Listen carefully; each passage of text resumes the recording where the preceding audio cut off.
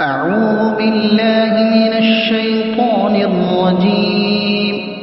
بسم الله الرحمن الرحيم. يا أيها الناس اتقوا ربكم الذي خلقكم من نفس واحدة وخلق منها زوجها وبث منهما رجالا كثيرا ونساء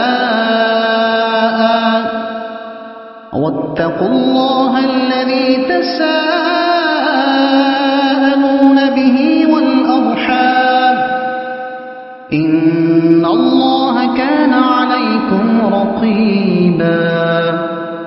وآتوا اليتامى أموالهم ولا تتبدلوا الخبيث بالطيب ولا تأكلوا أموالهم إلى أموالكم إنه كان حوبا كبيرا. وإن خفتم ألا تقسطوا في اليتامى فانكحوا ما طاب لكم من النساء مثنى وثلاث ورباع فإن خفتم ألا تعدلوا فواحدة أو ما ملكت أيمانكم ذلك أدنى ألا تعولوا. وآتوا النساء صدقاتهن نحلة فإن طبن لكم عن شيء منه نفسا فكلوه هنيئا مريئا. ولا تؤتوا السفهاء أموالكم التي جعل الله لكم قياما وارزقوهم فيها واكسوهم وقولوا لهم قولا معروفا. وابتلوا اليتامى حتى إذا بلغوا النكاح فإن آنستم منهم رشدا فادفعوا إليهم أموالهم ولا تأكلوها إسرافا وبدارا أن يكبروا. ومن كان غنيا فليستعفف ومن كان فقيرا فليأكل بالمعروف. فإذا دفعتم إليهم أموالهم فأشهدوا عليهم وكفى بالله حسيبا. للرجال نصيب مما ترك الوالدان والأقربون وللنساء نصيب مما ترك الوالدان والأقربون مما قل منه أو كثر نصيبا مفروضا. وإذا حضر القسمة أولو القربى واليتامى والمساكين فارزقوهم منه وقولوا لهم قولا معروفا. وليخشى الذين لو تركوا من خلفهم ذرية ضعافا خافوا عليهم فليتقوا الله وليقولوا قولا سديدا. إن الذين يأكلون أموال اليتامى ظلما إنما يأكلون في بطونهم نارا وسيصلون سعيرا. صدق الله العظيم. سورہ نساء ترجمہ تفسیر پہلا رکوع۔ اللہ کے نام سے شروع جو بہت مہربان رحمت والا۔ सूरह निसा मदीना तैयबह में उतरी। इसमें 24 रुकू, 176 आयतें, 3045 कलीमे और 16030 अक्षर हैं। ऐ लोगों, ये संबोधन आया है तमाम आदमी की औलाद को। अपने रब से डरो जिसने तुम्हें एक जान से पैदा किया, अबुल बशर हजरत आदम से, जिनको माँ बाप के बगैर मिट्टी से पैदा किया था। इंसान की पैदाइश के आरंभ का बयान करके अल्लाह की कुदरत की महानता का बयान फरमाया गया। अगरचे दुनिया के बेदीन अपनी बेअक्ली और नासमझी से इसका मजाक उड़ाते हैं, लेकिन समझ वाले और अक्ल वाले जानते हैं कि ये मजमून ऐसी जबरदस्त बुरहान से साबित है जिसका इनकार असंभव है। जनगणना का हिसाब बता देता है कि आज से 100 बरस पहले दुनिया में इंसानों की संख्या आज से बहुत कम थी और इससे 100 बरस पहले और भी कम। तो इस तरह अतीत की तरफ चलते चलते इस कमी की हद एक जात करार पाएगी, या यूं कहिए कि कबीलों की बहुसंख्या एक व्यक्ति की तरफ खत्म हो जाती है। मसलन सैयद दुनिया में करोड़ों पाए जाएंगे, मगर अतीत की तरफ उनका अंत सैयद आलम सल्लल्लाहु अलैहि वसल्लम की एक जात पर होगा। और बनी इस्राइल कितने भी ज्यादा हो, मगर इस तमाम जियादती का स्रोत हजरत याकूब अलैहिस्सलाम की एक जात होगी। इसी तरह और ऊपर को चलना शुरू करें तो इंसान के तमाम समुदायों और कबीलों का अंत एक जात पर होगा। उसका नाम अल्लाह की किताबों में आदम अलैहिस्सलाम है। और मुमकिन नहीं कि वह एक व्यक्ति मानव उत्पत्ति या इंसानी पैदाइश के मामूली तरीके से पैदा हो सके। अगर उसके लिए बाप भी मान लिया जाए तो माँ कहाँ से आए।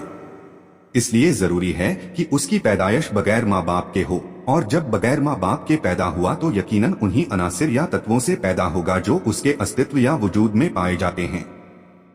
फिर तत्वों में से वह तत्व उसका ठिकाना हो और जिसके सिवा दूसरे में वह न रह सके। लाजिम है कि वही उसके वजूद में गालिब हो, इसलिए पैदाइश की निस्बत उसी तत्व की तरफ की जाएगी। यह भी जाहिर है कि मानव उत्पत्ति का मामूली तरीका एक व्यक्ति से जारी नहीं हो सकता, इसलिए उसके साथ एक और भी हो कि जोड़ा हो जाए और वह दूसरा व्यक्ति जो उसके बाद पैदा हो। तो हिकमत का तकाजा यही है कि उसी के जिस्म से पैदा किया जाए, क्योंकि एक व्यक्ति के पैदा होने से नस्ल तो पैदा हो चुकी, मगर यह भी लाजिम है कि उसकी बनावट पहले इंसान से साधारण उत्पत्ति के अलावा किसी और तरीके से हो, क्योंकि साधारण उत्पत्ति दो के बिना संभव ही नहीं और यहाँ एक ही है। लिहाजा अल्लाह की हिकमत ने हजरत आदम की एक बाईं पसली उनके सोते में निकाली और उससे उनकी बीवी हजरत हव्वा को पैदा किया। चूंकि हजरत हव्वा साधारण उत्पत्ति के तरीके से पैदा नहीं हुई, इसलिए वह औलाद नहीं हो सकती। जिस तरह की इस तरीके के खिलाफ मानव शरीर से बहुत से कीड़े पैदा हुआ करते हैं, वो उसकी औलाद नहीं हो सकते हैं। नींद से जागकर हजरत आदम ने अपने पास हजरत हव्वा को देखा तो अपने जैसे दूसरे को पाने की मोहब्बत दिल में पैदा हुई। उनसे फरमाया, तुम कौन हो? उन्होंने अर्ज किया, औरत। फरमाया, किस लिए पैदा की गई हो? अर्ज किया, आपका दिल बहलाने के लिए। तो आप उनसे मानूस हुए और उसी में उसका जोड़ा बनाया और उन दोनों से बहुत से मर्द व औरत फैला दिए। और अल्लाह से डरो जिसके नाम पर मांगते हो और रिश्तों का लिहाज रखो, उन्हें तोड़ो या काटे मत। हदीस शरीफ में है, जो रिज्क में बढ़ोतरी चाहे उसको चाहिए कि अपने रिश्तेदारों के साथ मेहरबानी से पेश आए और उनके अधिकारों का ख्याल रखे। बेशक अल्लाह हर वक्त तुम्हें देख रहा है। और यतीमों को उनके माल दो। एक व्यक्ति की निगरानी में उसके अनाथ भतीजे का बहुत सा माल था। जब वह यतीम बालिग हुआ और उसने अपना माल तलब किया तो चचा ने देने से इनकार कर दिया। इस पर यह आयत उतरी। इसको सुनकर उस व्यक्ति ने यतीम का माल उसके हवाले किया और कहा कि हम अल्लाह और उसके रसूल की आज्ञा का पालन करते हैं और सुथरे यानी अपने हलाल माल के बदले गंदा न लो। यतीम का माल जो तुम्हारे लिए हराम है उसको अच्छा समझकर अपने रद्दी माल से न बदलो, क्योंकि वह रद्दी तुम्हारे लिए हलाल और पाक है और यह हराम और नापाक। और उनके माल अपने मालों में मिलाकर न खा जाओ, बेशक यह बड़ा गुनाह है। और अगर तुम्हें डर हो कि यतीम अनाथ लड़कियों में इंसाफ न करोगे और उनके अधिकार का ख्याल न रख सकोगे तो निकाह में लाओ जो औरतें तुम्हें खुश आएं, 2-2 और 3-3 और 4-4। आयत के मानी में विभिन्न कौल हैं। हसन का कौल है कि पहले जमाने में मदीने के लोग अपनी सरपरस्ती वाली यतीम लड़की से उसके माल की वजह से निकाह कर लेते, जबकि उसकी तरफ रगबत न होती। फिर उसके साथ सहवास में अच्छा व्यवहार न करते और उसके माल के वारिस बनने के लिए उसकी मौत की प्रतीक्षा करते। इस आयत में उन्हें इससे रोका गया। एक कौल यह है कि लोग यतीमों की सरपरस्ती से तो बेइंसाफी होने के डर से घबराते थे और जिना की परवाह न करते थे। उन्हें बताया गया कि अगर तुम नाइंसाफी के डर से यतीमों की सरपरस्ती से बचते हो तो जिना से भी डरो, और इससे बचने के लिए जो औरतें तुम्हारे लिए हलाल हैं उनसे निकाह करो और हराम के करीब मत जाओ। एक कौल यह है कि लोग यतीमों की विलायत और सरपरस्ती में तो नाइंसाफी का डर करते थे और बहुत से निकाह करने में कुछ भी नहीं हिचकिचाते थे। उन्हें बताया गया कि जब ज्यादा औरतें निकाह में हो तो उनके हक में नाइंसाफी होने से डरो, उतनी ही औरतों से निकाह करो जिनके अधिकार अदा कर सको। इक्रिमा ने हजरत इब्ने अब्बास से रिवायत की कि कुरैश 10-10 बल्कि इससे ज्यादा औरतें करते थे, और जब उनका बोझ न उठ सकता तो जो यतीम लड़कियां उनकी सरपरस्ती में होती उनके माल खर्च कर डालते। इस आयत में फरमाया गया कि अपनी क्षमता देख ली और 4 से ज्यादा न करो ताकि तुम्हें यतीमों का माल खर्च करने की जरूरत पेश न आए। इस आयत से मालूम हुआ कि आजाद मर्द के लिए एक वक्त में 4 औरतों तक से निकाह जायज है, चाहे वो आजाद हो या दासी। तमाम उम्मत की सहमत है कि एक वक्त में 4 औरतों से ज्यादा निकाह में रखना किसी के लिए जायज नहीं, सिवाय रसूल अकरम सल्लल्लाहु अलैहि वसल्लम के। यह आपकी विशेषताओं में से है। अबू दाऊद की हदीस में है कि एक व्यक्ति इस्लाम लाए, उनकी 8 बीवियां थीं। हुजूर ने फरमाया उनमें से 4 रखना। तिर्मिजी की हदीस में है कि गीलान बिन सलमा सक़फ़ी इस्लाम लाए, उनकी 10 बीबियां थीं, वो 7 मुसलमान हुई। हुजूर ने हुक्म दिया इनमें से 4 रखो, फिर अगर डरो कि 2 बीवियों को बराबर न रख सकोगे तो एक ही करो, या कनीजे दासियां जिनके तुम मालिक हो पर उससे ज्यादा करीब है कि तुमसे जुल्म न हो। इससे मालूम हुआ कि बीवियों के बीच इंसाफ फर्ज है। नई पुरानी सब अधिकारों में बराबर हैं। ये इंसाफ लिबास में, खाने पीने में, रहने की जगह में और रात के सहवास में अनिवार्य है। इन बातों में सबके साथ एक सा सुलूक हो और औरतों को उनके मेहर खुशी से दो। इससे मालूम हुआ कि मेहर की अधिकारी औरतें हैं, न कि उनके सरपरस्त। अगर सरपरस्तों ने मेहर वसूल कर लिया हो तो उन्हें लाजिम है कि वो मेहर हकदार औरत को पहुंचा दें। फिर अगर वो अपने दिल की खुशी से मेहर में से तुम्हें कुछ दें तो उसे खाओ रचता पचता। औरतों की इख्तियार है कि वो अपने शौहरों को मेहर का कोई हिस्सा हिबा करें या कुल मेहर, मगर मेहर बख्शवाने के लिए उन्हें मजबूर करना, उनके साथ दुर्व्यवहार न करना चाहिए, क्योंकि अल्लाह ताला ने तिबना लकुम फरमाया, जिसका मतलब है दिल की खुशी के साथ माफ करना। और बेअक्लों को, जो इतनी समझ नहीं रखते कि माल कहाँ खर्च किया जाए, इसे पहचाने, और जो माल को बेमहल खर्च करते हैं और अगर उन पर छोड़ दिया जाए तो वो जल्द नष्ट कर देंगे। उनके माल न दो जो तुम्हारे पास हैं, जिनको अल्लाह ने तुम्हारी बसर औकात गुजारा किया है, और उन्हें उसमें से खिलाओ और पहनाओ और उनसे अच्छी बात कहो, जिससे उनके दिल की तसल्ली हो और वो परेशान न हो, जैसे यह कि माल तुम्हारा है और तुम होशियार हो जाओगे तो तुम्हारे सुपुर्द कर दिया जाएगा। और यतीमों को आजमाते रहो कि उनमें होशियारी और मामला जानने की समझ पैदा हुई या नहीं, यहाँ तक कि जब वह निकाह के काबिल हो तो अगर तुम उनकी समझ ठीक देखो तो उनके माल उन्हें सुपुर्द कर दो और उन्हें न खाओ हद से बढ़कर, और इस जल्दी में कि कहीं बड़े न हो जाएं, और जिसे हाजत आवश्यकता न हो वह बचता रहे यतीम का माल खाने से, और जो हाजत वाला हो वह मुनासिब हद तक खाए। फिर जब तुम उनके माल उन्हें सुपुर्द करो तो उन पर गवाह कर लो, और अल्लाह काफी है हिसाब लेने को।